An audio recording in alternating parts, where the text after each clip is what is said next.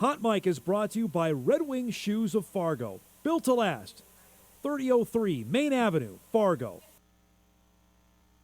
Hot Mic with Dom Izzo. Really? Really, Dom? No. I like what Dom's doing. Okay. Dom Izzo. Jeez, come on, Dom. What do you think I am, a magician? Yeah, I'm fired up, Dom. What else could I say? Absolutely. I was great to get on the field, and then Dom came up to me, and I'm trying to walk away from me. I just wanted to enjoy myself out there. Hot Mic. Great job. There's got to be some kind of intelligent question about something.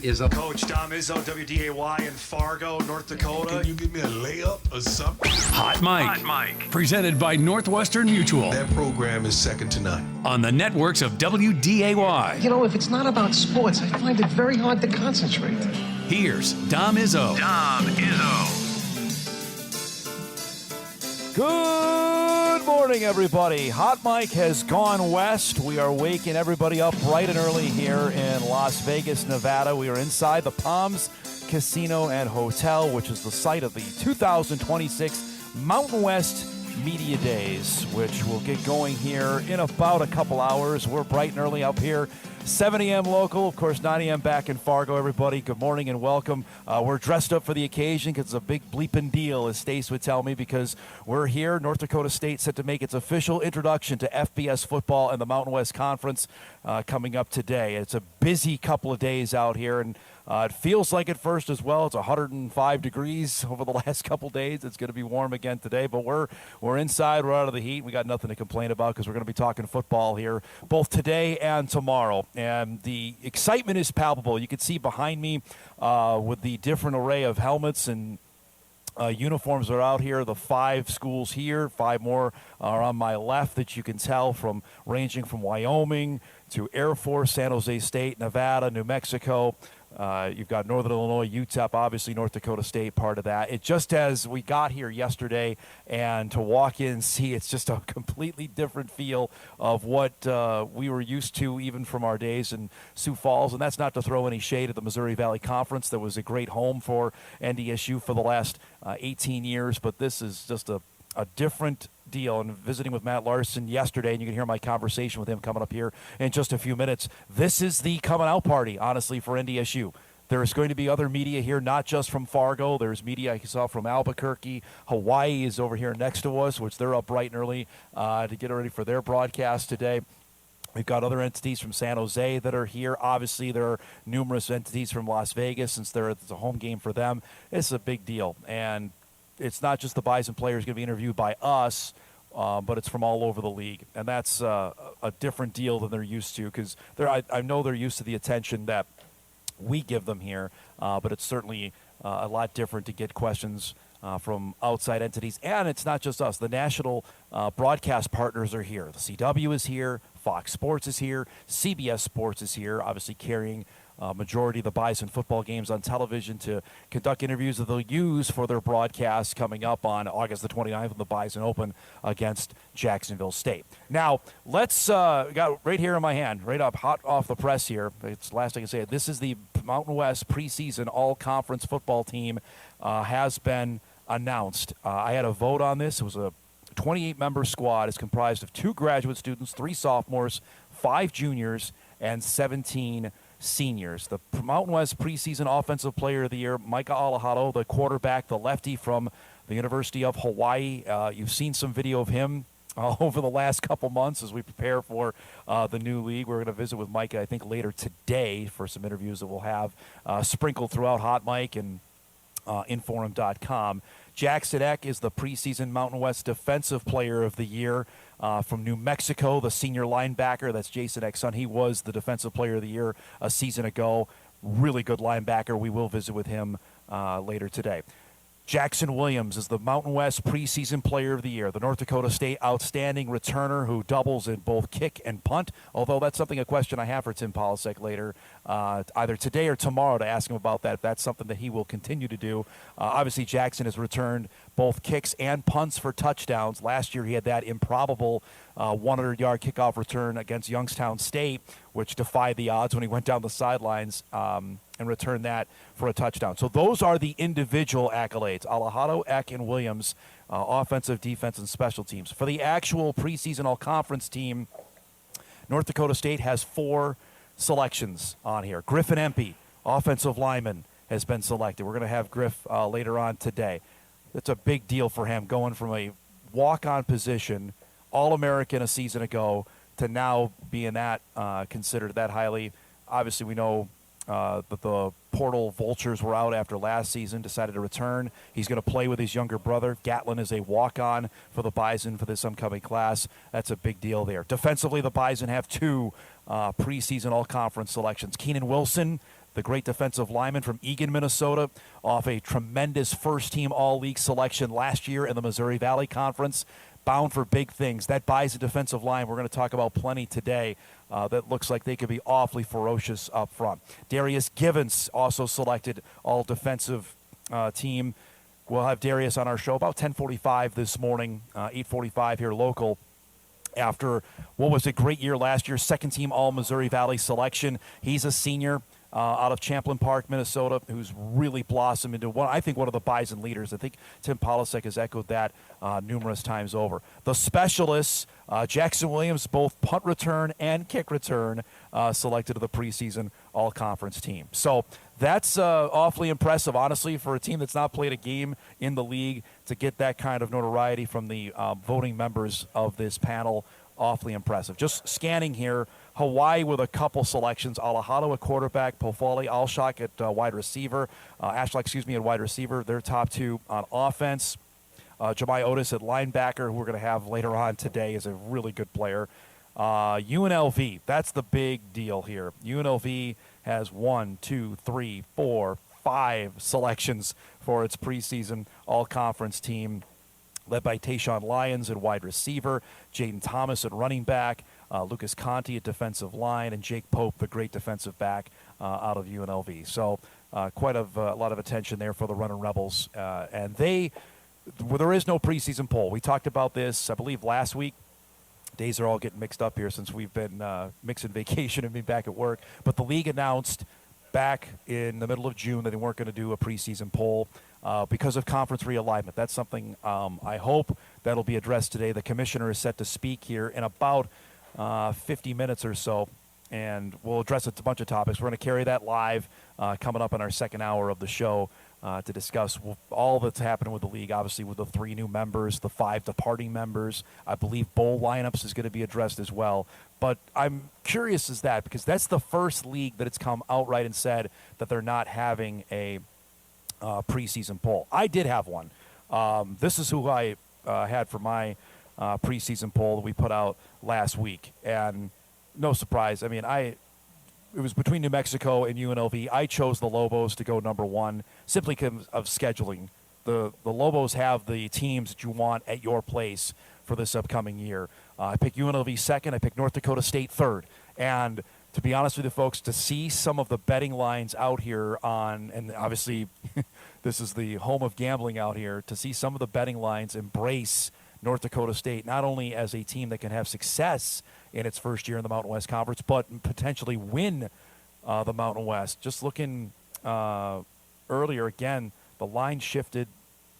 We saw 9.5 as the under-over here in Las Vegas. That means if you bet the over, that means you think NDSU can win 10 games in its first year in the FBS. Then Hawaii Air Force, that's an intriguing team, and I'm interested to visit with some of the Falcons today and tomorrow with Troy Calhoun, because they're coming off a tough year a season ago, but they have some high hopes for their squad. Wyoming at 6, then Nevada, San Jose State, Northern Illinois, and UTEP. Those are what I predicted for my preseason poll, but again, the league isn't putting one out, and various other members of the media that cover the league have put out their respective preseason polls here over the last week or two. Now, as I mentioned, we got in here yesterday, roughly, I want to say, about 2:45 local, 4:45 Central Time, got our stuff situated and got over here to our base camp that's going to be for the next 2 days. Had a chance to catch up with North Dakota State Athletic Director Matt Larson. Matt is here as part of the Bison contingent, along with the 4 Bison players, 3 of them on the all-conference team here, and Empey, Wilson, and Givance, along with Nathan Hayes, who we're going to have coming up later on in our program. And the biggest thing, you're going to hear my conversation here with Matt, starts off firstly is this is the official start of FBS football for NDSU. It's just been a whirlwind, for the last 6 months from the announcement until this point where now we're almost there, right? We're almost here at kickoff this fall, but that's kind of what we wanted when this all started. Talk with the Mountain West Conferences. It was about trying to do it for this fall. Let's rip the Band-Aid off and let's get here and let's try to start competing. So this is just one step closer, but pretty cool. This feel like, Matt, this is the official introduction for North Dakota State, not only to the Mountain West, but to FBS football? I think so. I mean, really, it's the first time we've actually been on the stage where we're officially FBS, right, as of July 1st. So, a little bit of our coming out, and so be able to do it with a couple other new members in the league, new logo, new branding, and so it's a really exciting time to be in the Mountain West Conference. So is there any administrative role you have here today? You're just along kind of for the ride for this next 3 days? A little bit along for the ride, but I think more so than anything, I believe all the ADs are going to be here, and really just to support the launch of the league and the welcoming in of the new members. And again, like I told you, I think it's an important event. Football is really important on all of our campuses, and so to be here to support it, support our coaches and student athletes in the league is, I think, really important. How many do you know of your fellow ADs in this league? Well, it's been neat. We've actually had a couple of in-person meetings already. We had meetings with our head coaches and ADs in Scottsdale, and then we had presidents and ADs in New Mexico earlier this spring. And so it's a really good group. A couple I've known prior, but a couple for the first time. But it's a really good group, and athletics is important on their campuses, and they invest at a really high level. And so it's really good company to be a part of. How big a deal is this not only for introduction to the league, introduction to the other members, but say this is what North Dakota State football is about for the next couple of days? Well, yeah, I mean, at the end of the day, it's always, for us, it's been about playing at the highest level, and now this is the opportunity, and it's an opportunity for a lot of these programs. I think you look around the room, we've maybe played one or two of these programs in our history, and so it's a little bit about the opportunity for those media outlets, those people to learn a little bit more about NDSU, and conversely for us to learn a little bit more about them. So that's what's neat about coming into a league with 9 new members, new rivalries, new destinations, all the things that we've talked about. So these next couple of days are just kind of feeling each other out and learn a little bit more about each other. That was my next question, just about, how well we cover North Dakota State. What about for other entities where FCS was so much in their own silos? That is not the case here, that you're going to have other media entities that want to talk to Tim and to the players. Absolutely. That was really neat when we were at our last in-person meetings. We had a rundown of all the media members that were traveling to Vegas for this from each institution, and it's a lot. And so, and it should be, right? I mean, football is important at these schools again, and we've been fortunate for years the way our local media and you guys cover us. I think we're going to see that replicated in a lot of these other markets as well. This feel like official kick down, like I always say after July 4th, the kickoff's almost here. This really feels like it for the next couple days. It really is. I think if you ask Coach Polasek, he'll say the players the coaches are back in the office this week. Players are going to report here in another 10 days or so, and so we're steamrolling towards that first day of fall camp. But I think we get to this point too, usually in the summer, where administratively, I think as a program, we start ramping up, and let's just get to the fall. I got to ask, after the announcement yesterday, what's been the immediate feedback, both either administratively or your colleagues around, that you guys are one of the few into the deep end and doing the jersey? Yeah, it was really neat. I actually didn't know, and Mike, I think, said that we're one of 19 FBS programs that have formally announced it, which I would have thought it would have been much more. For me, it was really important. I think, I think it shows the visibility that this move into the Mountain West is going to give us. And like I said yesterday, it was really about us finding the right partner that really matched from a philosophical, from a values perspective, and we found that in Gate City. So a lot of the response locally and then across the country, colleagues and folks that I know were calling up and saying, hey, of course it's, what'd you get? How many years? But again, for us, it was really about finding the right partner to be able to showcase alongside the NDSU logo. All right, and we appreciate there with my conversation with Matt Larson. We featured a story on that last night on our news, and a couple of takeaways out of that. Obviously, he has no real official designation of what he's doing here over the next couple of days, but this is a big deal, as Matt mentioned it, about basically coming out for North Dakota State and for the league certainly they're going to brag about the fact that NDSU is now postseason eligible and bowl eligible. That's something that, visiting briefly with Gloria Nevarez, the commissioner of the league yesterday, she was certainly very excited about that when she was visiting with the assembled members of us from WDAY yesterday.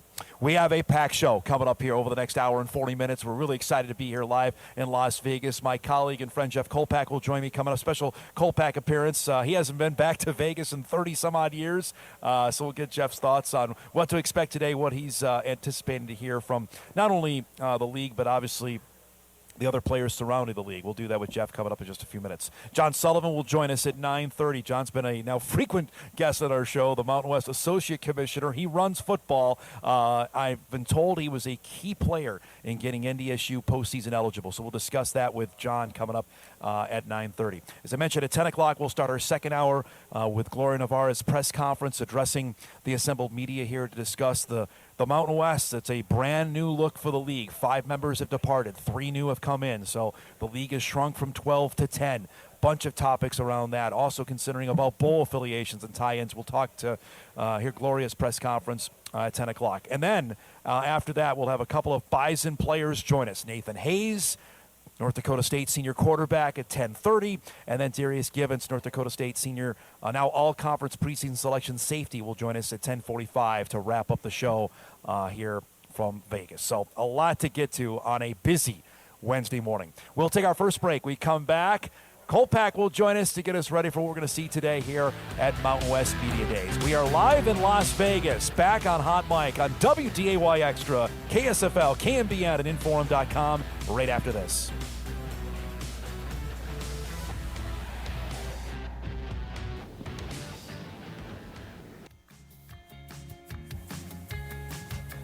Welcome back, everybody. Hot Mic continues live from Las Vegas, the Palms Casino, the site of Old Trapper Mountain West Media Days. I'm obligated, I guess I have to say it a couple times, because that is the official sponsor of what's happening here in Las Vegas. We have come a long ways, buddy boy, from our days of a teleconference for Missouri Valley Football Conference to here we are in Las Vegas, Nevada. I did not know this is our first time in 3 decades being back here. Yeah, I covered the Virgil Hill-Thomas Hearns fight Wow. in 1991 over at Caesar's Palace as a very young fledgling reporter, and that was an eye-opener. But this is not the hotel pool room in Macomb, Illinois, is it? Well, we were talking about that on the trip out yesterday. We've come a little ways from the meager beginnings here. You know, I will say this. Let me preface this a little bit. That I mean, Vegas really isn't my scene. I'm not a gambling guy and all the glitz. I'd prefer to pull up a stool at Chubb's Pub personally.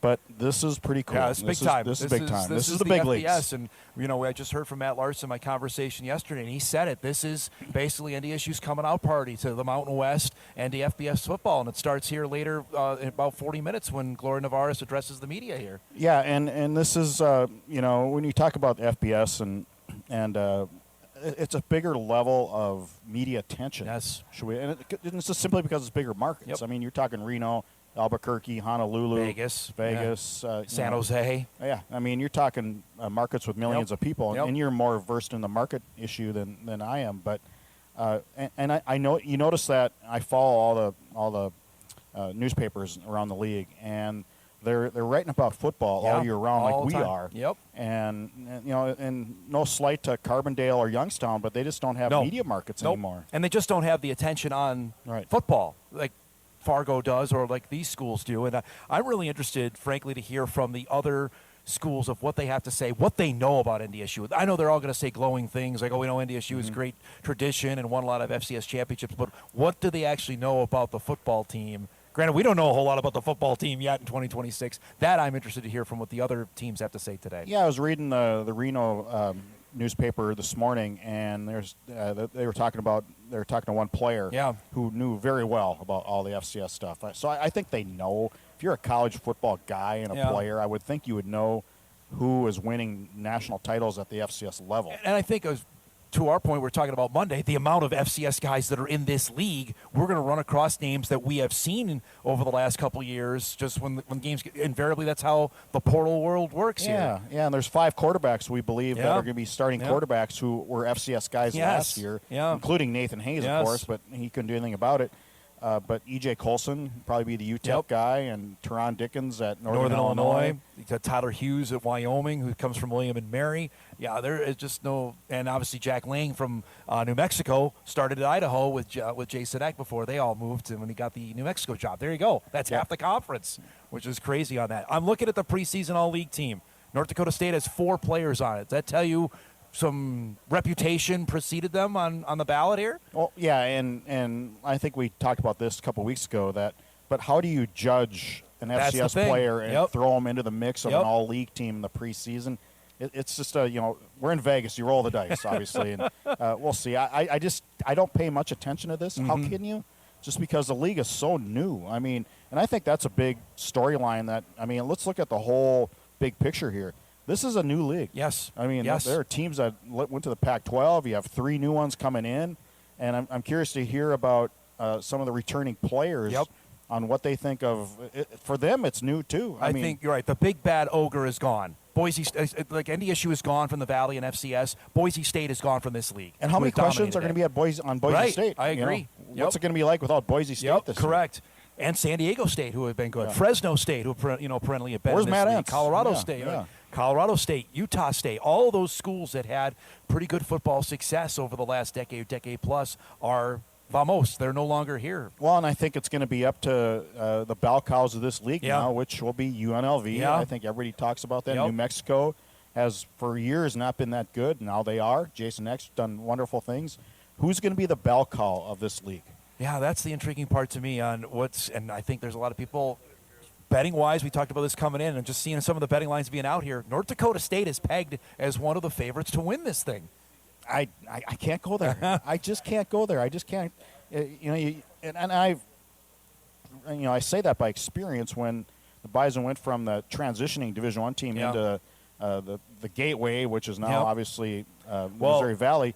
But they were pegged as favorites, too. We talked about that. I wrote about that a couple weeks ago when the poll wasn't going to happen, how infamous that was when we were in St. Louis and North Dakota State was picked to win the then Gateway Football Conference before they had even played a down in the league. And that was put up bulletin boards everywhere around the conference. It was at the University of Northern Iowa locker room from day one. Yes. I mean, Mark Farley, I think when Mark Farley saw that in 2008, he's going, okay. Totally. All right, here we go. And there's one other thing I want to hit on as well, that we think Wyoming will be a natural rival because of proximity and the relationship between the two schools. To me, I go back to Northern Iowa, that was a organic rivalry. It was created because of that, because of the fight in 2009 with the Pat Paschal play. That's why I'm interested. What organic rivalry is going to happen? Is it going to be with UNLV because they're really good? Is it New Mexico because of the attachment to Jason Eck? Is it with somebody else that we're not even thinking of? That's what I'm really interested to see what happens here. My bet would be on UNLV just because I think there's going to be a lot of Bison fans here for this game, and it's easy to get to. It's generally Allegiant has straight flight or. It's not hard to get here. And they're going to add flights from what we've been told out of Fargo as well. And so you're going to have 8, 9, 10,000 Bison fans at Allegiant Stadium. That's setting the table for something there. I'm going to give you how about a sleeper pick? I think Air Force. I think Air Force and NDSU could develop into what could be a really fun game just because of the what they do, the old triple option that NDSU used to run, and Air Force does that. That's I think not that's a veer dom. That's a triple option. But in the same vein of the same kind of offense, I think I'm going to pick Air Force as maybe as a school that might bubble up and be a fun game. And I know you've been asked, and I've been asked several times too, like, what are you looking forward to in this league? And is it Hawaii? Is it going to Vegas? I'm going, no. Air Force. Yeah. 35,000-seat stadium. That's pretty good. The cadets, it's the U.S. of A. It's the tradition of Air Force, the offense. Colorado Springs is a beautiful place. Yeah. That's to me, and that's where that's where it's going to start. Too. I think just competition level, and this is going to be a shot at the Missouri Valley Football Conference or FCS in general. Everything about it is just the teams coming to the Dome. The first one out of the chute. Jacksonville State is a team that we were talking about yesterday on the way out. Has won 9 games over the last couple of years, 1 bowl games. That is going to be the table setter of how this season is going to go. Yeah, that's going to be the measuring stick for so many reasons. Yeah. Jacksonville State is not the Jacksonville State of the 2015 title game. No, it is not. And they've upgraded obviously in a lot of areas. coaching, especially. I mean, so. Mike, that'll one be caveat on that, and we talked about it, they have been dominating in CUSA. And I don't know, I think CUSA is a step below of what the Mountain West was before, obviously, those teams departed. So that's the, you get tricky when you start doing comparison scores and going down that road. But I want to see it. They have athletes. And we were told that way back when they played in the FCS title game, and we know the lines of scrimmage is where NDSU, I think, can separate itself in this conference. I really believe that. And I don't think NDSU will change. Yeah. And why would you? And are they going to change recruiting? No, why would you? Yep. Look at all the NFL draft picks. Look at the players they have developed. I mean, they may change a little bit in getting more kids out of the Western U.S. because of the league. Yep. But generally, I mean, there's no reason for NDSU. And I don't think they have either. No. I don't see these 4-star guys coming to Fargo, North Dakota. And again, that's not NDSU's MO. That's not how they. Right. Craig Bull, way back when, after the 3-8 season in 2009, told his staff, said, "Forget about stars. Yep. Let's find guys we can work with and develop and the high character, who are good athletes, by the way, but maybe not the most coveted recruits, if you will." Last thing, I got an email in to ask you. Dom, you asked Jeff, who is comparable for Nathan Hayes at quarterback? Who does he compare to a former Bison quarterback? Oh, wow. I don't know if there's a comp, honestly, that comes to mind on that. To me, it's Cole Payton. I mean, I think he's just he's as big. Fast. He's 228. He's fast. He's probably got the best arm of anybody. Cam Miller told me that 3 years ago when we were for media day inside the indoor practice facility. I asked him, who has the best arm in the team? Without hesitation, he said Nathan Hayes. Yeah, he's got a cannon, but, okay, again, can you throw to the open guy? How are you under pressure? There's so many of these variables that go into being a good quarterback that we don't know about. But we didn't know about Cole either last year. He actually has thrown more passes than Peyton did coming into his senior season. Hayes has 63 career pass attempts. Peyton had 58 going into his senior season a year ago. I think we know more. I think we know more about Hayes than we did about Peyton as a quarterback. Don't you, heading into last year? Because it was a great unknown. We didn't know if Cole could throw the ball, how preposterous it sounds now. I disagree, though. I want to see it in the first quarter when it's 3-0 and you got to lead your team 70 yards. I'm not going to disagree. Like throwing against St. Thomas and Murray State and Indiana State is different than throwing against those schools. It is talking different, about, because it is. There's no doubt it is different. on that. Great to see you. I know you're a busy man. Thanks for hopping on this morning. All right. Jeff Kolpack starting our show here live in Vegas. We'll break. We come back. Bottom of the hour. Mountain West Associate Commissioner John Sullivan will join us about the league coming here to Vegas and about the Bison coming to the Mountain West. That's coming up when we come back.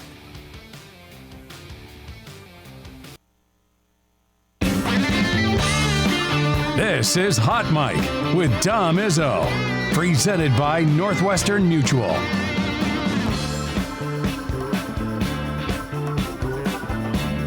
Welcome back, everybody. Hot Mic live on location here in Las Vegas. It is Old Trapper Mountain West Media Days. Getting ready to rock and roll here. Just under a half hour, the Commissioner of the Mountain West, Gloria Nevarez, will address the assembled media. We'll hear from her coming up then, and we'll hear from a few of the Bison players coming up in our second hour. Really pleased to be joined by the Associate Commissioner of the Mountain West Conference, Mr. John Sullivan. He's going to start charging me for the amount of times he's been on. He's been a frequent guest since NDSU has officially been joined the league. It's great to see you.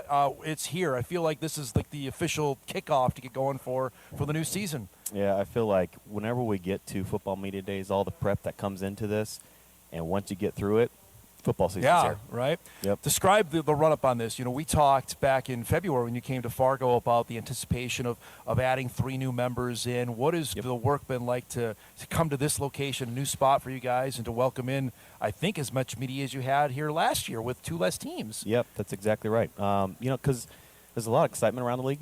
It's a new era of the Mountain West. There's a lot of momentum that we're really feeling. So, we have a great team here, the Mountain West, and led by Stuart Buchanan, who is managing our media days here. Yeah. And everybody has a role. Everybody puts in the work, and it's turned out really good. We have a great partnership with the Palms, and that really helps as well. I know that's a new agreement you have with the Palms as well. Describe that about working hand in hand with them. Yeah, no, it's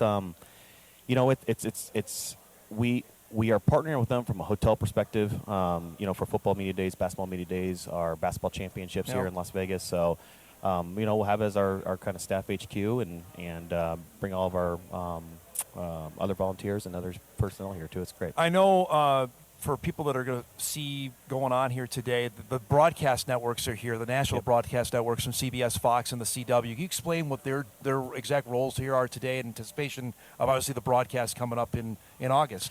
Yeah, it's really different based on the network, and kind of going through the car wash type with it, right, with the players and the coaches tomorrow.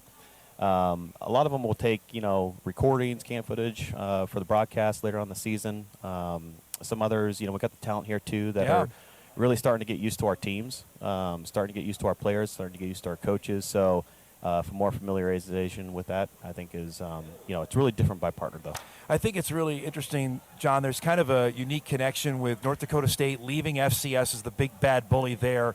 Boise State has left, who was the big bad bully of your league over the last 25 years. Describe that of how different does it feel without the members that have been here and with the new ones coming in?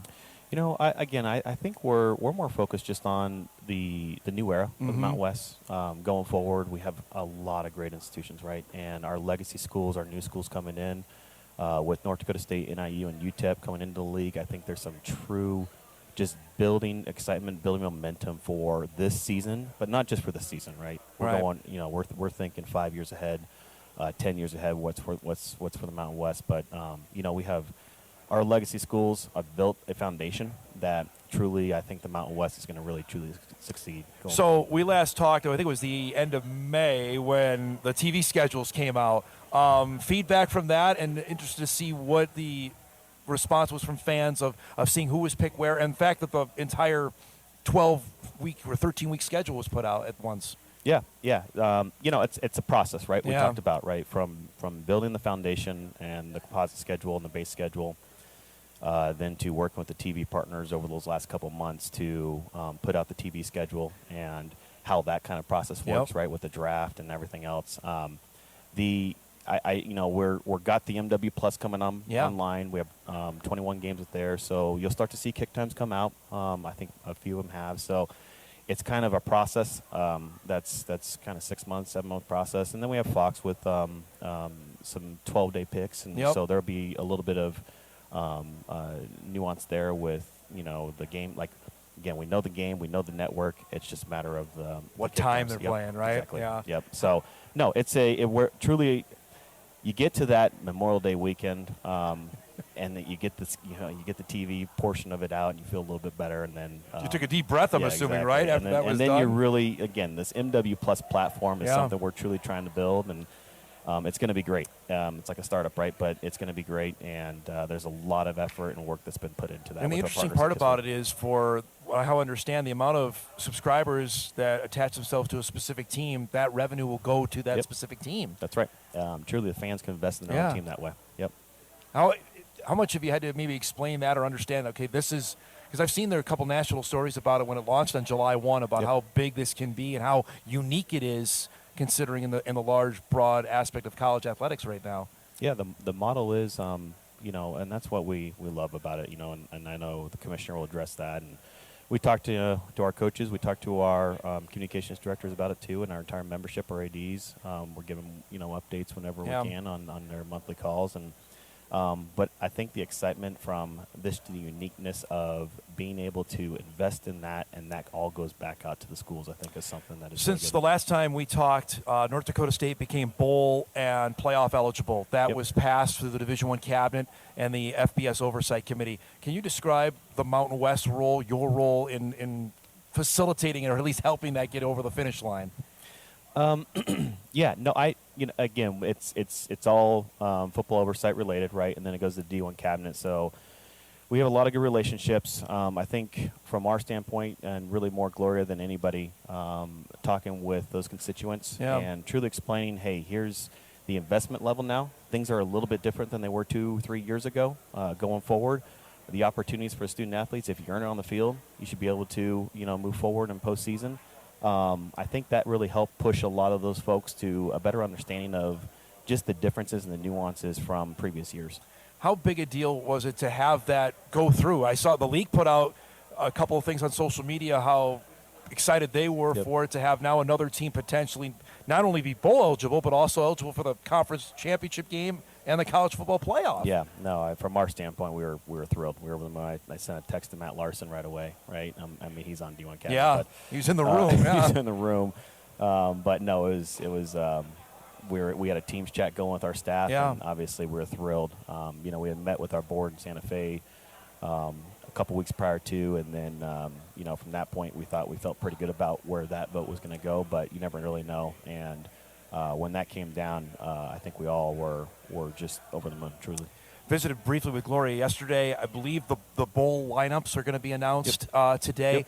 That's a brand new world also for North Dakota State football fans. Can you explain the selection process as basically as you can of what bowl selects what team? It doesn't necessarily, sometimes a league tie-in doesn't necessarily mean they go to that bowl. Is that accurate? Yeah, no, that's accurate. It's different. Honestly, it's different by conference. Yeah. And this year will be really unique. I guess you would say a rollover year. Like a stopgap year, exactly, right? Yeah. Exactly. All the contracts ended this last bowl season. The CFP format is kind of still in flux, obviously. I think we all know that. Yep. And the challenges there. But that makes it a little bit harder for the bowl folks and our bowl partners to, what's the future going to look like? So, I think all conferences got on board with, let's push pause and get through this year with our contracts and do a rollover. A little bit unique for us, right, with the membership change and just some of the bowl partner change. But we have such a good relationship with our partners at ESPN Events and Clint Overby over there, and that we worked with them, and we feel pretty good about where that whole lineup is going to change. But yeah, when we get to it, the Bulls are working with us, but they have their list that they're looking at, and it's kind of a process by 1, 2, 3, 4, 5 of selection, not necessarily if you go win here, you're going to this bowl, or whatever it may be. John, is it also, from what I've been told, amount of fan interest and obviously attendance? If they know a certain group of fans, let's just use NDSU fans, will travel, does that make them more appealing for a potential bowl selection? Yeah, absolutely. Yeah. Really more so from the standpoint of, obviously there's ticket sale aspect of it and everything. But yeah, from that, the bowl have the opportunity to, when they get to their selection, to select, and they'll work with us, obviously, on which team they would prefer. How much are you involved in that? Yeah, quite a bit. Yeah, I bet. Yeah. We have our team. Gloria, Brett Gillen, our deputy commissioner, myself, were that Sunday after championship weekend. We're kind of in there just like every other conference and kind of working through the whole landscape. You kind of like slamming your fist on the table, like, hey, we think this is the best team to go to this potential bowl game? No. It's more just, hey, we're working with each other to make sure all the puzzle pieces are working with, the geographical fit, what the bowl partner needs are. So, yeah, no, it's a very collaborative process on that, and then we're keeping our teams up to date. You ever run into a situation where, hey, we have more teams than bowl slots, and what happens there? Yeah, we've had that before. Luckily, the ecosystem has really evened out. There's 82 slots, 41 games, 82 slots, and we haven't had a situation in a few years, I suppose, where we've been over.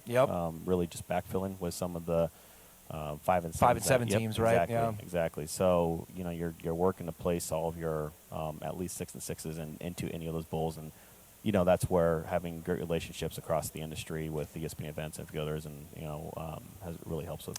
Last thing before we let you go, and I appreciate you doing this. I tried to stay away from scheduling talk as best I could because we hammered that the last time. On the CFP expansion for the Mountain West Conference in the group of 6, can you have a voice in that and say, okay, if they are going to go to 24 or even to 16, to make sure we still have a spot? I know it's contractually obligated to have a seat at the table. How loud of a voice can the Mountain West Conference have in that? That's probably a better question directed for the commissioner. But again, she's in there with the other 9 commissioners, and they're working through that. I know she'll probably get into details on that maybe later. But we're always fighting for it. I really appreciate doing this. What else official duties here that you have over the next couple days? We got the coaches meeting today. Okay. So we got our 10 head coaches. That's quite the group of coaches there. Yep, exactly. So we'll get through. We're going to talk about a few national issues, with the oversight committee items, the calendar, a couple other things. That's a good one. On that, with now the season potentially could start earlier in terms of off-season practices. How big a deal is that to change up everything? Really big. Yeah. And, I think you're going to get a difference of opinions depending on the coach you ask. You have 138 head coaches in FBS, and I think you're going to get a little bit of a difference of opinion based on, location, conference affiliation, wherever it may be. Everybody kind of has a little bit. But we're trying to just get our group and provide our feedback for the football oversight to make the best decision they can. I'm interested. There's a couple on that, and that's topic for the coaches tomorrow. I'm going to ask. The portal window going down to 10 days is really interesting. But on the field, that OTAs and those would be basically allowed if this goes through in August. And it certainly looks like week 0 is done, that now week 1 is going to be the last week in August, which you guys have really bought into that over the years. Week 0, Mountain West has really flooded the zone on that. I'm interested for everybody in the pool how that changes for different broadcast windows now that they have more games available for that last Saturday in August. Yeah, we're no stranger to week 0, right in the Mountain West. Having that Hawaii exemption, having Hawaii in the league, we've been used to it. Yes. It's been a great window for the Mountain West. It'll be a little bit more, flooded, right, with being opened up to all. I think the biggest thing from our standpoint is just managing where those non-conference games, how they're going to move up, and then how that affects the rest of the schedule. Because you're trying to fill gaps now in possibly week 1 or week 2, but that opens up an opportunity for a second open date for us to manipulate on the schedule, or at least help out where we can to relieve some pressure in the schedule. So I think it'll be good. We've been used to it. Like I said, I think the other conferences will got to get on board, right? No, and I think they'll from a scheduler's perspective, I think most prefer that. The season piece of that, that's probably a different discussion. Great to see you, bud. Thanks so much for doing this. Appreciate it. Thanks for hosting us, all right? Absolutely. John Sullivan joining us, Associate Commissioner here for the Mountain West Conference. We'll take a break. We come back. We'll wrap up our first hour. You see everyone getting assembled. The Commissioner going to speak at the top of the hour. We'll carry that live for you here as Hot Mic continues live from Las Vegas. We're back after this. That was great. All right, welcome back, everybody. Wrapping up our first hour. Holy cow, already done with 1 hour here. That's what happens when you get an early start time. It's not even 8 o'clock, but I know it's almost 10 back home. But of the assembled media that's here, there's quite a bit. What do we say, Stace? 50? Maybe more? 60 people that are here. The Commissioner will address. We're going to take that live at the top of our second hour. And as I mentioned off the top of the show, there's a variety of topics that she's going to address. You can't ignore the college football playoff expansion, and that's something that has been taboo on my show because I said I'm not going to talk about it until actually there's something. But now with North Dakota State being eligible for said playoff, and I know some are going to roll their eyes hearing me say that, considering it's the first year in it. It is relevant now, considering that the Bison are eligible to play in the Mountain West Conference Championship game, and if you win that, you're going to have to run the table. Let's just call it like it is in this league. I think Boise State experienced that a few years ago. Obviously, James Madison had a special season last year to be considered to get into it. That you're going to have that and probably get some breaks along the way. But that's for the 12-team format. I don't think it's going to change at 16 or 24 that they're going to get an extra spot in the field. But that's obviously a huge topic of conversation that the Commissioner likely will address. I'm sure she's going to talk about the new app that launched and what the availability is there, and about the new TV partner they have with the CW network. Obviously, NDSU is going to have more than a handful of games on that channel starting this season, about their new partnership with them and getting more exposure for the conference and in some different windows as well. That's something that I know for some they're going to really have to get used to. We were talking about that on the trip out here. NDSU is going to have 4 games that kick off at 9 o'clock or later this season. The game at Air Force, 9 o'clock. Game at Sacramento State is a 9:30. At New Mexico is a 9 o'clock kick, and Hawaii is a 10 o'clock kick. Now, granted, that might change considering yesterday the House of Representatives passed the Daylight Savings Time Act that no more turning the clocks back or turning them forward. We'll see if it's got to go through the Senate on that. That might be a bridge too far, but that could potentially change the time of when those games would take place. That being said, those are one of the many topics that the Commissioner will address. I know, just ending that with John Sullivan talking on the bowl stuff, that to me, I'm really interested in. That's just, an area that we haven't covered before. With us sticking to the FCS playoffs, we understood the bracket and seeding and how that worked. Bowl stuff is completely arbitrary. It really is different. Like, despite the fact you might have a tie into said league, doesn't mean you go to said bowl. And John emphasized exactly what Brett McMurphy told us a couple months ago when he was on the show about that. A couple other notes I wanted to get to non-football related over here. Last night, American League won in the All-Star game, a 4-0 win over the National League. What in the world the National League doing here? Can't even get a run on the board, but the AL got the win in a pretty timely game. That game moved quickly, as we talked about on the show. Also, France eliminated by Spain yesterday in the World Cup, 2-0. So Spain will play for the championship on Sunday. They won the World Cup in 2010. Now a chance to win it again in 2026. France will play in the third-place game. The other semi is later today.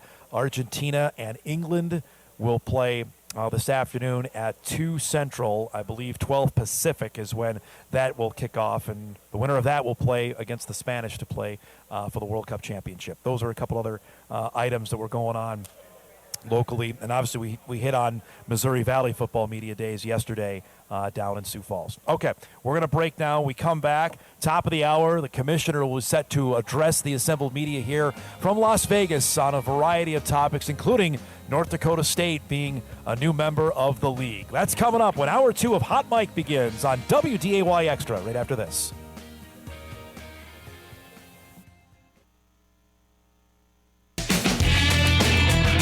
This is Hot Mic with Dom Izzo, presented by Northwestern Mutual. Welcome back, everybody. Live here on location, the Ponds Casino here in Las Vegas, Nevada, for day one of Old Trapper Mountain West Media Days. Anticipating here, Gloria Nevarez, the commissioner of the Mountain West Conference, is going to address the media here and get ready to start this new season at a brand new league, obviously with 3 new members in it, with North Dakota State here, University of Texas El Paso in the league, and Northern Illinois joining from the 5 departing members that left for the new Pac-12. And that will be a huge, I imagine, focus that she's going to make in her opening address and comments here, and then discuss the other big points that are going on around the league. If you missed it earlier as well, the preseason all-conference team came out right as we started the show. North Dakota State has 4 selections on the all-conference team. Griffin Empey is there, Keenan Wilson is there, Darius Givance is there, and Jackson Williams is there. Williams also being named the Special Teams Player of the Year after phenomenal first 2 years. And his situation is really intriguing, part of the new eligibility rule that went through, and I'm sure that will be addressed as well when the commissioner starts her address, is that now the 5-for-5 model is a new reality in all college sports beginning next month. And Williams falls into that because Jackson did not redshirt. So he technically does not have 2 years left. He has 3. Whether he spends all 3 in Fargo, that's a discussion for another time. And I think fans shouldn't be oblivious to the fact of really good players have decided to leave over the last handful of years. But the point being is now there's an extra year out there for players to use. So that's one of the definite things we're keeping our eyes on here going forward. But to me, just looking at the list of guys here, and there's a few repeat guys. Pofali Oshlock from Hawaii is a repeat Mountain West All-Conference player. Jaden Thomas from UNLV. Dylan LaBarbera from Nevada. Blake Fletcher from Air Force, another one. Jackson Eck from New Mexico is a past all-league player. So those are ones that have stood out before, and curious to see how they perform here in the new league. So we're just waiting for the commissioner to begin her address. We're going to take that for as long as we can. As we mentioned, we've got a couple of Bison players that will join us right before the final half hour of our program. Nathan Hayes, Darius Givance will be joining us here on location.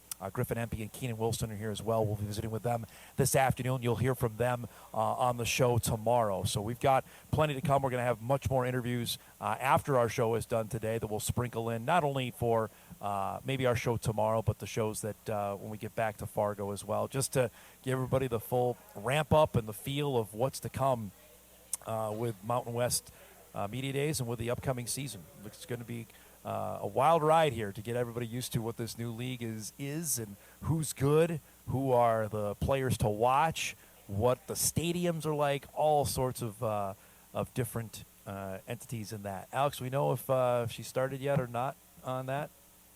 We know if she's going yet or not? Not yet. No, not yet. So we'll wait to hear as we get the high sign for that to get going. Just a couple other notes here. And looking at the teams that returned from last season. Obviously, we know Boise State gone, San Diego State gone, Fresno State gone, Utah State gone, Colorado State moving on. UNLV has had unbelievable success over the last couple of years with Dan Mullen taking over. They've won 10 games back-to-back years. Again, they think they are maybe the odds-on favorite. If there was a poll for this season, hard to expect that UNLV wouldn't be in that top spot. New Mexico's got a lot of heat around them as well. After what Jason Eck did a year ago, they won 9 football games and building up in a way that maybe nobody saw coming last season. Hawaii had a really nice year with Timmy Chang as head coach there. We mentioned Alahalo as the offensive player of the year. He actually played high school football here in Las Vegas, which is going to be an interesting storyline for him to be back here to discuss that and what that meant to him. And certainly that breakthrough last year, they won a bowl game. They beat Cal. They won 9 games. That they've got a lot of high-flying talent, a lot of offensive firepower on that Hawaii team. And then after that, you've got some teams that struggled, frankly, last year. Wyoming wasn't good. San Jose State wasn't good a season ago. So be interested to see how they perform. The commissioner is now starting her address, so we're going to hear now from Gloria Nevarez, the commissioner of the Mountain West Conference. Thank you, Javen, and thank you to you and the entire Mountain West team for putting together this wonderful media day. I want to welcome everyone to our 2026 Old Trapper Mountain West Football Media Day. Starting off with a couple thank yous. One, I want to shout out to our amazing student athletes. This year we brought 4 instead of 2 from every campus, and it's just really been a great shot in the arm to have all these guys here today. Also, we have all of our head coaches going to come into town today, as well as many, if not all, of our athletic directors. So thank you all for making the travel to support our student athletes on this important day. Want to thank Old Trapper, our title sponsor for both our football and basketball media day, and our presenting sponsor for the live show that's going on here by the Mountain West.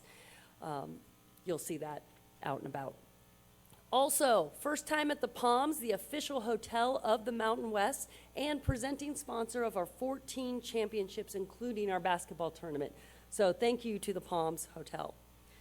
Credit Union One, want to thank them for their continued support. They are the official financial and literacy partner of the Mountain West. Also want to recognize all of our bowl partners here in attendance today. Looking forward to catching up with you. Also, we have representatives from our national broadcast partners, CBS Sports, Fox, CW. And last but never least, all of our friends here from the media. This event is to serve you, and we thank you for coming and covering the Mountain West and our student athletes throughout the year. We couldn't be more excited to be here in Vegas. You know, this is our first time in the Palms Hotel, and it's really been shaping up to be a great event. In addition, we opened our headquarters. Our new corporate headquarters are here in Las Vegas and over in Town Square. Right now, it's just a lot of boxes, still working on hooking everything up, but very excited to get that rolling. In that new office will be a state-of-the-art replay center with the latest and greatest technology from DV Sport. And we are also relocating our Mountain West studio, where Jesse Kurtz and teams do all of our shoulder content, interviews, and programming. So that will be opening soon. In addition to what the Mountain West Conference staff is doing behind the scenes, we opened with a video of some highlights of what's going on all of our campuses. And it's just a really nice snapshot of the investment in student athlete welfare and competitiveness by our campuses. In addition to all the great stuff that they're doing in facilities and everything else, I wanted to shout out the testament to their commitment and work on campus by the new opportunity that all of our schools have to sell commercial sponsors on uniforms. Currently, 26 jersey patch deals have been sold around the country, and Mountain West leads that effort. 4 of our schools, Air Force, North Dakota State, UNLV, and Wyoming have announced jersey patch deals. UNLV was the first in the country to announce, and we know pretty soon we'll have a 5th school in the league announcing something shortly. So that's a really good testament to really getting out there and getting it done on behalf of student athletes and football in the league. Helping those efforts behind the scene, we were proud to have record-setting revenue distribution in 25-26. We distributed a record high of $118 million to our member schools. 7.7 of that was from NCAA men's basketball, and $35 million of that from postseason football and CFP. In acknowledgement of all the excitement and momentum going on in the league, all the commitment to our student athletes, in June, we launched a refreshed brand identity. We honor our years of brand equity and continue to build around the MW mark. But what we've done is modernize the word mark. We've updated our colors, and we're introducing a defining tagline, Built Bold. Collectively, we believe these updates represent the evolving footprint and national reach of the Mountain West. Yesterday, I had a chance to sit with our student athletes, and when asked what our brand meant to them, we heard words like grit, always finding a way to get it done, toughness, exciting, and we believe this refreshed brand and tagline was built by the student athletes of the Mountain West. And we are not defined by tradition alone. We are built bold. In addition to refreshing our word mark and the brand refresh, we have redesigned all of our championship trophies. Drum roll, please. We want to thank MTM Recognition for helping us come up with this beautiful design that hopefully encapsulates our new look and feel. So, looking ahead, we couldn't be more excited about the momentum and the energy behind the new era for the Mountain West. This coming season, Hawaii, UC Davis, and UTEP join us as full-time members. NIU, North Dakota State, and Utah Tech join us as affiliates.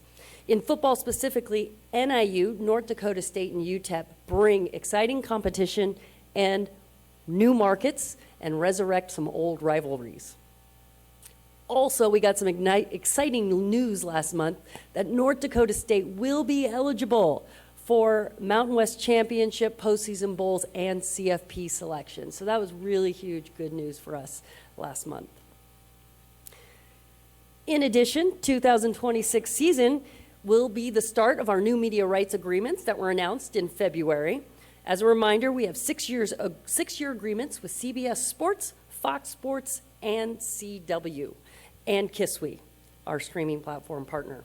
This is going to be 20-plus years with CBS, our 7th year with Fox, and the new partner CBS added to the mix. We couldn't be more excited about the support, the tradition, and the partnerships we've built with these broadcast partners. They bring extensive visibility and linear coverage, both to broadcast cable and our streaming our product. We intentionally and strategically carved out inventory in football, basketball, and our Olympic sports to showcase and launch our Mountain West Plus platform. But also, this entire package, we confirmed at our summer board meetings that the Mountain West will be meeting all obligations under the grant of rights. So we couldn't be more pleased and excited about our media rights package and kicking off the 26th season with all of our current and new partners. I want to take a moment to talk a little bit about the Mountain West Plus. In partnership with Kiswe, we are the first FBS conference to launch and manage its own direct-to-consumer app platform. This platform is going to provide live streaming of our events and championships, on-demand replays, original content, and it's a new opportunity for student athletes to elevate their own brands and showcase their own original content. 60% of every subscription dollar will go back to the school that initiated that subscription. So it's important for fans when they show up, and they won't have a choice, they'll have to pick which school they are affiliated when they sign up. Our pricing starts at $79.99 for an annual subscription, $10.99 for a monthly subscription, and through July, August, and September, we're offering 15% off for subscribers.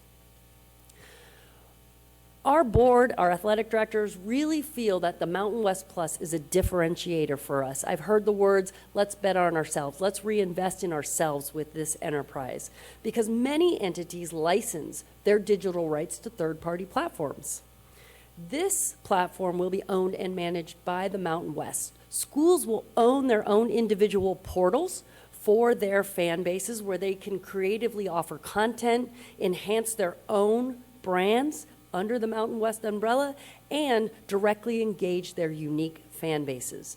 The more schools interact with their fans through these portals, the more they financially benefit. And that alignment between fan passion, institutional growth, and student-athlete support is what makes the Mountain West Plus such a special differentiator for us. As many of you know, bowl season announced that 2026 would be a carryover year, re-upping current agreements. We did have some change in ours, but we are very proud to announce that we will have 4 spots in the ESPN events family of bowls, including a guaranteed spot in the Hawaii Bowl. We also continue to have a spot in the Arizona Bowl, and we continue to have a backup spot in the Cactus Bowl, which we've appeared in 2 of the last 3 years. The number 1 selection from the Mountain West will appear in an ESPN event bowl, and we will work with ESPN annually to determine the matchup and the location. So we have a lot of opportunity to be creative and flexible with that selection. Most importantly, we've maintained our financial value and position in the bowl ecosystem and the guaranteed postseason opportunities for student athletes. We're still working on 2027 because that, in large part, depends on whether or not the CFP expands, what is available for postseason bowls in the future. So that work continues to be done.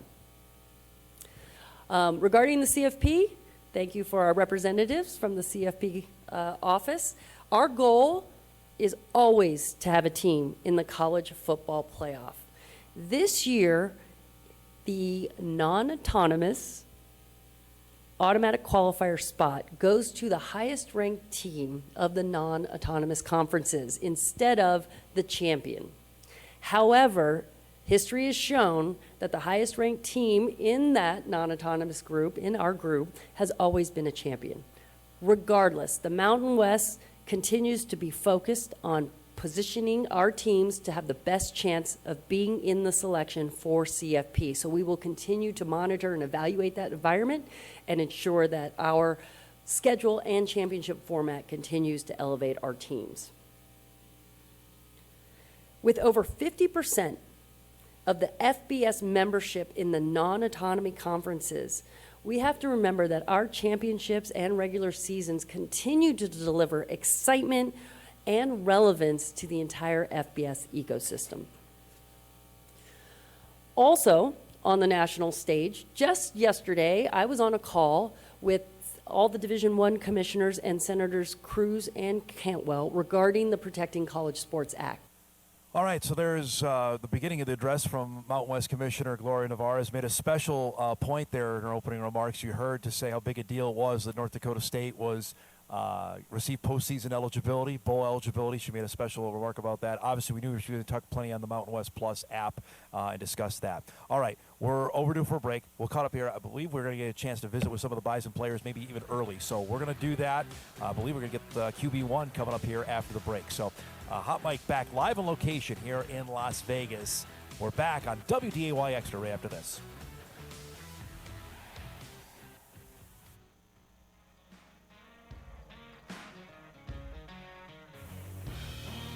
All right, welcome back, everybody. Hot Mic live on location here in Las Vegas. The commissioner is taking questions. If we have time, we might dip back into that. But we got a chance to talk to QB1. We're going to drop everything and make sure we do that. It's great to see Nathan Hayes join us here on set. North Dakota State starting quarterback. Old man now, 5th year. I can remember we're talking when you committed, which seems like an eternity ago. But yes, tell me about being here. Just this feels real now that FBS football is here. Yeah, it is surreal, just being here with all the other teams. we got a lot of great teams in this new league in the Mountain West. So it is cool getting the chance to meet the guys, hang out with them a little bit, especially at the event we had last night. A lot of cool kids. And it's going to be fun to play them this year. You know, we talked the day of the announcement. I don't know if it felt real then that this was happening. And obviously the last few months there's been a bunch of stuff. We went through spring ball. When did it start feeling real for you that this is now coming? Yeah, I think after spring ball, when we got a chance to dive in a little more into the film of this new conference, this summer watching a lot of film on the new teams, the big games that we're going to play, Jacksonville State to start, and then some of the big away games we have in this conference. Just diving into that makes it feel a little more real, and it's coming quicker than we think. Yeah. You know what I'm saying? It's down to 40-something days, right? So it seemed like yesterday that was just 100. So it's definitely getting here quick, and we start camp in a week and a half. Right, so, a couple weeks, right? Yeah. It's go time. You've been waiting a long time to take the reins. You saw Cole wait a while. How much did you use that for your own knowledge of how to bide your time and now ready to take over as a starting quarterback? Yeah, that's definitely something that I've talked to Cole a lot about. Yeah. He's been a really good influence in that regard. Just seeing the journey that he took, how he was able to learn from Cam, and then sitting behind those two, learning from Cam, learning from Cole, seeing how Cole handled the situation, bounce ideas around off each other about how Cole prepared his weekly schedule that he did. So it's definitely something that I'm going to take into the season, kind of play around with, find my own routine, but definitely use him as a role model for that. I'm interested. You've, I think, thrown more passes than Cole did going into his senior year. I feel like we know more about you than even Cole. You feel that you've played a lot. You feel that's accurate? But I know it's not been huge, meaningful reps, and I say that in terms of like the game is on the line. Do you feel like I've been out there, but now it's time to actually start a game? Yeah, it is interesting in that regard because Cole did play a lot. Yeah. But he had a little bit different role than Correct. I had. He would go into games here and there as a runner through a few passes. So I think that was a big question mark that he was able to knock off the board right away with his passing skills. And that's something we never questioned in practices because we always knew Cole was a good passer, but I guess the media had a big question mark there. And so I think it was cool that he was able to come in and, get rid of that right away. And then, moving towards myself, like I had a little bit different role than he did. So I do think I showed a little bit of what I can do, and I'm hoping to build off that early in the season. What are you most anticipating? Like, okay, this is now going to be my job in terms of I have to do this differently than I have approached the last 4 years. I think the biggest thing is just being able to handle situations. When you go in late in games, when you're up big, shout out to all the guys that were able to get the game us into that it was, situation. right? Yeah. Right. Yep. You go in and nothing's really on the line. You're able to, instead of taking a little check down, you're able to push the ball down the field. And so what if it's an incompletion? Yeah.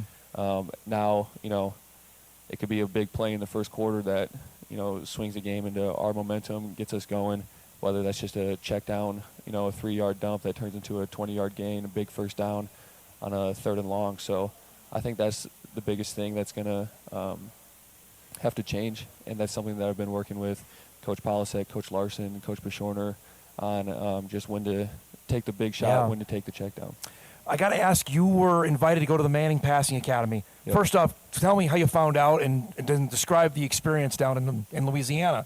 Yeah, so I went down in May to work with QB Country in Mobile. Yeah. And that was an awesome experience getting down there. Worked out with Jacksonville State's quarterback while I was down there. Got a little, that's right. Yeah. So had a little bit of fun competition down there. Kind of got to see a little bit of his style play, and I'm sure he saw a little bit of my style play. And then, he was talking to me. He was saying that this is a possibility getting you to the Manning camp just because he was roommates with Eli in college. So they kind of started that QB Country together. He's training all the Mannings now. He's training Arch. He's training Marshall, Peyton's son. So that's cool there. And then it's kind of a big deal there, yeah, right? Holy cow! And then, his connections there. He was able to get me a spot into the Manning Academy. I thank him a lot for that. And yeah, he called me up one day and said, "How would you like to join the Manning Academy?" And I was like, "Heck yeah, let's do it." So it was an awesome experience. Just the social aspect of being down there. Not only meeting the Mannings, but just the competition between all the other quarterbacks. You know, the best of the best in the country. A lot of experienced guys, a lot of guys that are going to be drafted next year. Yeah. So it's cool to compete against them. Who you more associate your game with, Peyton or Eli? For how you play quarterback. I don't know. I think they're very similar. Yeah, I don't know. I think gunslinger. I think more for me. My opinion of you is more Peyton Manning than Eli, because I think Peyton was more gunslinger than Eli was. That's just my 2 cents from watching him play and how I've seen you play. Yeah, especially at the end of his career, he wasn't as mobile as he used to be. So he had to be the sheriff that he was and handle the offense, push the ball down the field. Last thing, and I know you got a million things to do today. We're going to talk to you again later. The inherent pressure that comes with being the North Dakota State starting quarterback. You know the lineage of guys that have gone on, had success at NDSU, and then obviously what's happened afterwards. How do you handle that now coming in for your first year as a starter? Yeah, I think it's really hard to get your head wrapped around, all right, there was, Easton, Trey, Carson, Cam, Cole, and it's really easy to say, I want to be one of those guys. I want to be a mix of those guys. But something that Cole went through, something that they talked to him a lot about is just be you. Yeah. And I think that's something that I just have to keep thinking, be myself, because I'm not going to be an exact replica of any of those guys. Cole is a better athlete than I am, and so he had a little bit different style of play. Same with Cam before him. So just going to go out there and be myself. And I think that's the biggest thing. That's something that Coach Larson harps on a lot. Just be yourself, be you, take what you can get, and then, keep the team moving forward, keep being a leader, and everything's going to play out. Any more personal fouls this year? No, we're gonna knock those off the board. I think I was 1 and done last year. It's great to see you. Thanks so much for doing this. I know we got a bunch more to do today. Thanks for doing this. We'll talk soon, okay? Thanks for having me. Yep. Nathan Hayes joining us, Bison starting quarterback here in Las Vegas at Mountain West Media Days. We'll break. We'll get one more Bison player here quick because they've got a bunch of other stuff to do. It's the final half hour of the show. We're back from Vegas after this. This is Hot Mic with Dom Izzo, presented by Northwestern Mutual. Welcome back, everybody. Hot Mic continues here live. Final half hour from Mountain West Media Days.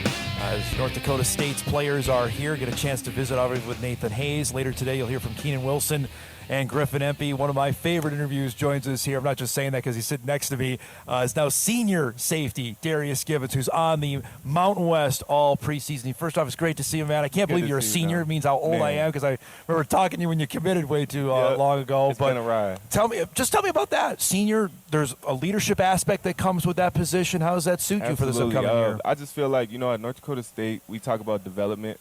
And just to be able to go through that system and develop not only myself, but myself as a leader, and to be able to see other people, other leaders, how they interact with each other, just to kind of pour that into, just the culture of Bison football.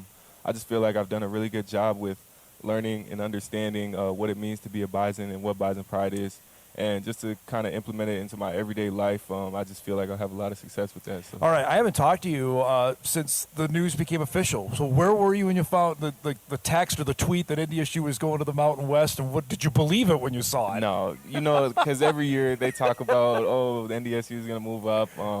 But then they called us in for like a surprise team meeting. Yeah. And there was like some leaks going on, and they were like, I was talking with my roommates, Makai and Logan. I was like, it might actually happen this year. We might be doing something special. So They called us in on a Monday morning, broke us the news, and, we've just been ready to jump on it ever since. And we know we got a large task at hand, and we just can't wait to attack it. I talked with Coach Polisic about when you guys found out that you were going to be postseason eligible and a chance to play for the conference championship. What was your reaction you found out about that, especially for you for your senior season? It was just a huge weight off your shoulders, especially as like a senior. You don't want to just go in and just play a season and that's it. And, at NDSU, we want to be at the highest level possible, the highest stage. And just to be able to get into that, I think it's a blessing and just a testament to those that came before us, just to allow us to be able to be so successful. So now camp is 2 weeks away. The real work is about to begin. Describe the anticipation for this and knowing what's the task in front of you for this upcoming year. Man, we got, if it wasn't already, we got to do it like 3 times as harder. New conference, Mountain West. We're just ecstatic to be in it, and we have a lot to prove. We feel like we have a chip on our shoulder, and we want to come in and compete. We don't want to just come in and be kind of sluggish. We want to come in and we want to be the best, and I'm sure that's what every team in the Mountain West is about. And we're about competition, being competitive, and we want to be at that top spot. So. I know you're about the team, but how big a deal is it for you? You're already selected preseason all-league. You haven't played a game in the league yet. That's respect for what you've done over the last 3 years. I think it's a blessing. I never look at preseason stuff. I'm more of a believer in let your work do the talking and, put your cleats on, do it on the field and get that done. So it's a blessing. I appreciate it, but I'm going to let my work do the talking. All right. Your group is loaded back there, and you have everybody back as well. Tell me about bringing that safety room back and what we can expect in 2026. Expect a lot of plays, Shout out my guys, Crumby, Taylor, Arch, Style, Huddy. Edie got really good. I thought he would be good, but man, at the end of the year, he was balling next to you, and it was crazy. He came a out long there. way, and I'm just so proud of him buying in as fast as he did because he has a very high ceiling. It almost like he doesn't have a ceiling because he just makes plays all the time, and we see it in the weight room, we see it on the field. I just can't wait to see him ball out this year. I'm super excited for him. How about from some guys? I know Will Stiles played a lot on special teams, but what can he do with maybe a more enhanced role on the field? Oh, yeah. We always talk about next man up mentality, and, even being in a bigger league now, anything can happen. Yeah. And we're just, we always just lean on each other, even in the hard times. I think that's just what makes this group so special. I feel like anyone can step in and play any snap, any reps, any game. Because that's just how confident we are in each other. So. This defense, Darius, brings a lot of guys back. Describe as a whole what the 2026 Bison D could look like, in your opinion. Code Green, there's just one thing we know, and it's play hard, play fast, play together. And every single day, every single snap, we're going to do that to our best ability, put our best foot forward. And I just can't wait to see the outcome of what Code Green can do because I know there's a very big ceiling for us. How about the guys in front of you? Because they lost a couple guys there. Obviously, that Staling moved on. Kopp graduated after 23 years of playing linebacker at NDSU. What about the guys maybe we don't know at linebacker? Who should we keep our eyes on for this fall? Man, keep your eyes on Oliver Luck, Noah Taylor, Donnie, Alex Elliott. There's a bunch of guys in the room that they have really stepped up, especially in spring ball. It's just been a blessing. It's just been super exciting watching them get more comfortable with the snaps, with the reps, with the playbook. And, I just can't wait to watch them ball out because I know they're confident in themselves and they know we're confident in them too. When was there a moment, a game practice where for you it clicked? Like, okay, I understand what I'm doing out here. I feel comfortable out there. Is there a moment that comes to mind when I ask you that? Oh, yeah. Colorado game when I got touchdown scored on me. I feel like that was just my welcome to college football moment and realized that it takes a lot more than just, being able to be athletic and just play around. So just I'm really blessed that happened to me just because I feel like it set me up for a lot of success. See, that's an awesome answer because I talked with Jalen Duffy about that Travis Hunter had that amazing touchdown. He's in that photo forever, but he was there what else could he do? He made an unbelievable play, and I think that's an interesting perspective you have. I mean, you're going up against a guy who won the Heisman. A couple of guys are in the NFL. I mean, if that's not a hey, welcome to college football moment, I don't know what is, right? Exactly. How much did you fuel off? Do you ever go back and watch that and say, man, I can't believe that's what I was doing? I'll come back to it every once in a while just to have a reminder, just to stay grounded. You never want to get too big of a head, especially moving up into a new conference. You got a lot to prove, and a lot of people are going to be watching you.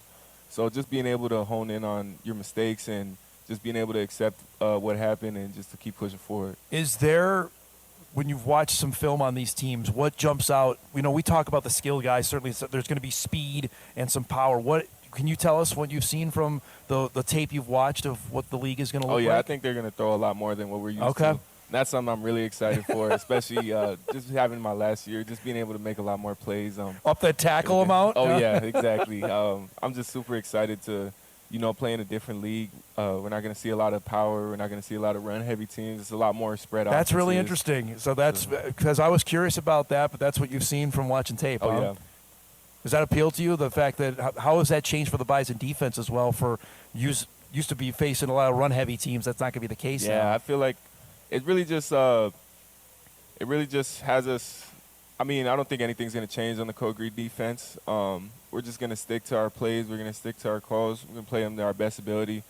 But I definitely think it'll just change how honed in we have to be every play. Yeah. Just with the change in, we got RPOs. We got just straight up speed routes. We got to be a lot more locked into the keys, and I'm super excited to attack every. So I started this interview talking. I remember when you committed. I remember the photos set out before. We talked about. We did a story on that of the Minnesota All-Star game with the 7 guys that were all coming to Fargo. You think about that now here at the other end, 5 years later, and this is my last go around with this. Yeah, it's been a blessing, and those guys too. They've just really, all of us, we just really come a long way, and I'm just super proud of who they became, where they are. The name they've made for themselves, and I just can't wait to keep on cheering them post-college.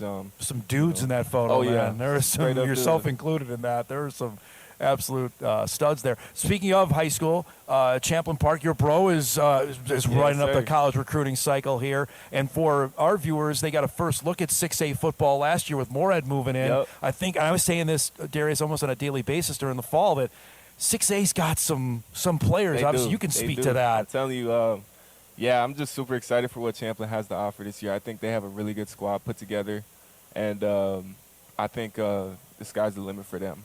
Keenan does a really good job over there, just setting goals for them, and he'll make his message clear on what he wants them to get done. So. Spud's any good too? I know. Obviously, they got I'm excited to watch some them. guys there to watch. I go to a couple Fargo games around the area. Fargo North, West Fargo, and Moorhead. I usually make it like one. Is that right? Friday. I didn't know that. Does Hago tell you how good he was in high school? You hear that all the time at Fargo North when he was over there? I hear from other people. I don't really hear from Peter, but I just hear from other people. And it's just another thing, just being super blessed to have him on the team and watch him grow. He's going to have a killer season. So. Especially, second year now playing linebacker after playing running back his first year. I saw that during spring ball. Like, boy, he's starting to – I think pick up really quick of what's happened at the linebacker spot, right? I think just all the linebackers have done a really good job of stepping up and understanding that there's some shoes to fill, but they got to create some own shoes themselves. So just being their own player, being their own person, and staying true to that, I think that's what's having them have so much success. Last thing, I know you got to roll. Just tell me, expectation-wise, I know it was always to win the Missouri Valley Football Conference, get the highest seed possible, go win the national championship. What are the goals for this Bison team in 2026? With the appeal that we just got, I think the goal is the highest ceiling, and that's the college football playoffs. So every day we're going to have that mentality that we just got to put our head down and work, and it's going to take a lot, and it's not just going to be what we've done previously. It's going to take a little more, so we're excited for that. It's great to see you, man. Thanks so much Dom. for doing this. Be well, all right? Yeah, we'll talk soon, okay? We'll see you later. Fall camp right around the corner. Darius Givance joining us here, senior safety for the Bison defense. We'll take our final break. We come back. We'll put a bow on things, get you ready. We got much more coverage coming here from Las Vegas. Hot Mic on WDAY Extra wraps up right after this.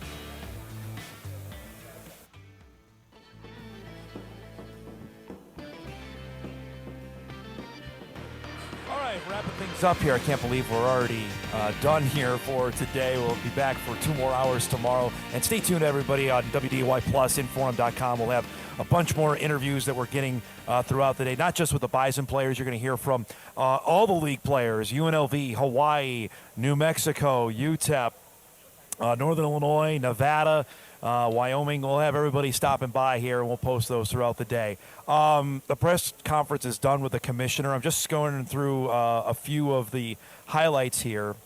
One of them being the bowl tie-ins. Gloria did talk about that, and we're not on a first-name basis, but Gloria Nevarez did address the Mountain West has 5 bowl partnerships, and John Sullivan told us that as he was here. The Arizona Bowl, that's the, I believe the Snoop Dogg Bowl, if I remember correctly, that Fresno State won last year. They have a tie-in with the Cactus Bowl. That's a biggie.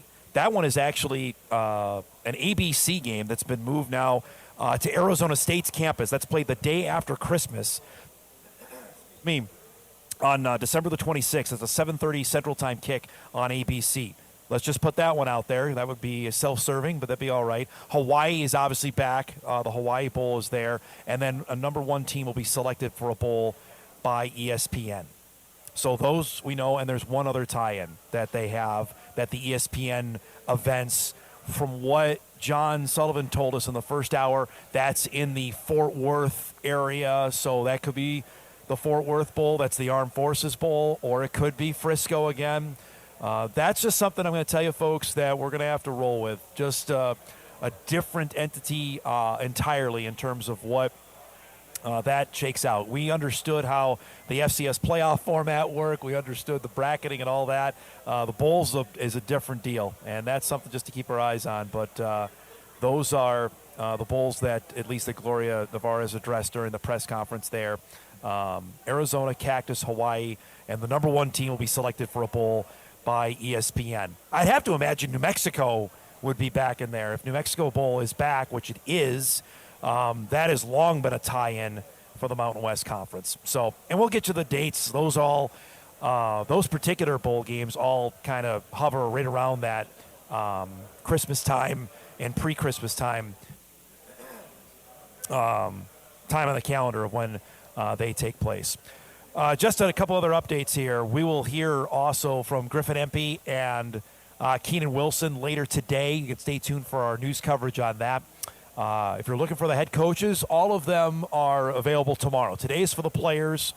Tomorrow is for the coaches. So Tim Polisic will join us, I believe, at 10 a.m. tomorrow to start our second hour. We're also going to be joined live tomorrow by UNLV head coach Dan Mullen will join us here on set, I believe, at 10:30 tomorrow. The commissioner of the league is also scheduled to stop by as well. So we got an action-packed show tomorrow. And if I mention those player interviews from Empey and Wilson, we'll have those as part of Hot Mic tomorrow. So if you are amped up and getting ready for the season like I am, this is the perfect kickoff. Just talking with Darius Givance there just got me perfectly all set for what's to come for this upcoming season, which begins, crazily enough, now 45 days out from the Jacksonville State opener. There are other leagues holding their media days across. I believe Conference USA is actually going, which is intriguing to note simply because NDSU plays Jacksonville State out of Conference USA to open up its 2026 season, and obviously it's sojourn into FBS football. Just going back, a couple other notes that the commissioner addressed. The Mountain West will be meeting all their obligations under their grant of rights. That's the television term to make sure they hit all of their monetary obligations. The money from the Pac-12 settlement is more than enough to satisfy all member distributions. None of that's coming to NDSU. That's all coming to the teams that stayed, and most notably Air Force and UNLV, because they were constantly courted by the new Pac-12 to basically dissolve the Mountain West. If they lost UNLV and Air Force, it would have been awfully hard for this league to keep going. And frankly, the talks on UNLV have not subsided. If you follow anything that's happened out of the Pac-12, that they are still trying to pursue to get UNLV to come and join their league. But with the grant of rights under that's been signed, that's for another 6 years that they're obligated to stay in this conference. And who knows what's going to happen between now and the next day, let alone year or 6 years, to predict of what will transpire here over the next little bit. Just to give you a little scene setter here, what's going on behind us. We're on what's called Radio Row here. So there are different stations and that are breaking out, and different players are going to be made available. Right over my right shoulder is the specific area for where television and newspaper, radio interviews are taking place. Our Sam Getzinger and Kyle Strecker are part of that. They're getting a bunch of interviews as well that'll be used not only for television, but part of our Bison Game Day shows that'll be coming up. Our Bison Preview shows will be coming up in late August to get you ready for the upcoming season, which is just going to be fantastic to piece apart that and give us a full look of what the league is to come. So that's part of also the coverage here. Just looking also at the players that are here, these are the headline guys. And from what the league told me, traditionally in past years, they only sent 2 players. They have 4 from each team here. I think that's also a step up in terms of the importance of what this day is and what they're trying to accommodate for the media that's here. Again, it's not just Fargo that's here. This is spread out from all across different corners of the league, stretching from Hawaii for our guys right next to us to San Jose, to El Paso and all parts. That's pretty darn cool. And looking forward to sharing part of those coming up here over the next little bit, which will be fantastic to share that. 2 other things. ACC announced as well its new tie-breaking procedure. I'm not even going to try and get into that because obviously that was the kerfuffle that happened last year that Duke won the ACC title game and didn't go to the college football playoff, and we know Miami got in. Obviously, Miami made it all the way to the title game. Also, the CW has announced its college football crews for this year. The Mountain West League crew, Jack McMullen, will be on play-by-play with Cody Kessler in the booth. That's something to note there. All right, we got to roll. Thanks to our guests today, Jeff Kolpack, to John Sullivan, obviously to Nathan Hayes and Darius Givance. You heard from Commissioner Gloria Nevarez. Pack show tomorrow. Much more coming up on our news, including here at the top of the hour on WDAY. We'll be back here, and then later today at 5 and 6. Thanks to everybody back in Fargo as well. Thanks so much for watching, everybody. Have a great Wednesday. We'll see you back in Vegas tomorrow.